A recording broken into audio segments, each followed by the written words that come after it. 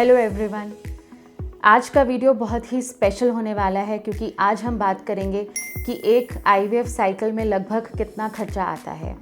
मैं हूं doctor Payal Bajaj, medical director Nandi IVF Delhi से। तो एक आईवीएफ साइकिल का खर्चा हर सेंटर में अलग अलग हो सकता है और एक ही सेंटर में भी हर मरीज़ का आईवीएफ साइकिल का खर्चा अलग अलग हो सकता है। ये डिपेंड करता है कि मरीज़ की क्या प्रॉब्लम है और उन्हें किन किन सर्विसेज की ज़रूरत है। इस चीज़ को डिटेल में समझने के लिए हमें इसे 4 भागों में बांटना पड़ेगा। पहला भाग होता है प्री आईवीएफ वर्कअप, जिसमें आईवीएफ से पहले कुछ ब्लड टेस्ट करवाए जाते हैं, मरीज़ का एक अल्ट्रासाउंड होता है, सीमेन के टेस्ट होते हैं, फिर मरीज़ को हम कुछ दवाइयों और सप्लीमेंट्स पे डालते हैं। दूसरा भाग होता है आईवीएफ ट्रीटमेंट का। आईवीएफ में जो इंजेक्शंस इस्तेमाल होते हैं वो बहुत महंगे होते हैं। साथ ही इसमें खर्चा आता है आपके एग्स को निकालने का, आपके बेबीज़ बनाने का और फिर उन्हें आपके यूट्रस में वापस डालने का। इन सब में जो सारा सामान, मीडिया, नीडल्स, कैथेटर्स इस्तेमाल होते हैं उनका खर्चा आता है। इसके साथ ही इसमें लगती है एनेस्थीसिया की फ़ीस, जो एम्ब्रोलॉजिस्ट हैं, आपके बेबी मेकर हैं, उनके चार्जेस और आपके डॉक्टर की कंसल्टेशन और फीस। अब एम्ब्रो ट्रांसफ़र के बाद भी आपकी 15 दिन कुछ दवाइयाँ और इंजेक्शन्स चलते हैं, तो उनका भी खर्चा आपको पहले से पता होना चाहिए।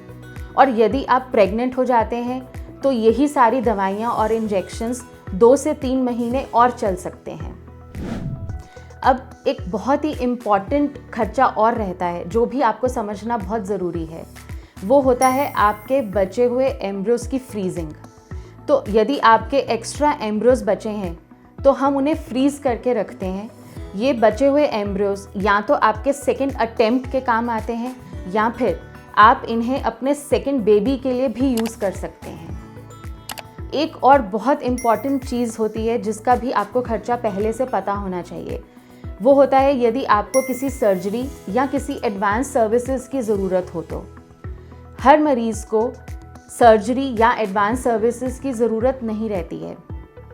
सर्जरी जैसे कि लैप्रोस्कोपी, हिस्ट्रोस्कोपी, इसकी ज़रूरत तब पड़ती है यदि कोई ऐसी प्रॉब्लम हो बच्चेदानी में, ट्यूब्स में या ओवरीज में, जैसे कि कोई पॉलिप, फाइब्रॉइड, रसौली, सेप्टम, कोई हाइड्रोसैल्पिंग, सिस्ट, यदि ऐसी कोई प्रॉब्लम है जिसे हमें निकालना है, सॉल्व करना है। आजकल साइंस की एडवांसमेंट के साथ साथ आईवीएफ टेक्नोलॉजी में भी बहुत डेवलपमेंट हुई हैं। इन सब डेवलपमेंट्स की कोशिश ये रहती है कि आईवीएफ के रिज़ल्ट को हम किस तरह से और बेटर कर सकें। ज़्यादातर इन सर्विसेज की ज़रूरत उन कपल्स को पड़ती है जिनके या तो बार बार मिसकैरेजेस होते हैं या जिनके कई आईवीएफ साइकिल फेल हो चुके हैं। सर्विसेज जैसे पीजीएस, एरा टेस्ट और भी टेक्नोलॉजीज़ हैं जैसे लेज़र हैचिंग, एम्ब्रो ग्लू, पीआरपीज़, ये आईवीएफ के सक्सेस को और बेटर बनाने में हेल्प करती हैं।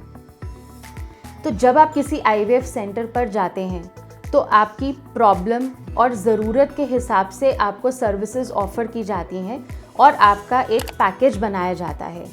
इसीलिए आईवीएफ का कोई स्टैंडर्ड पैकेज नहीं होता है, ये हर पेशेंट की ज़रूरत के हिसाब से कस्टमाइज़ किया जाता है।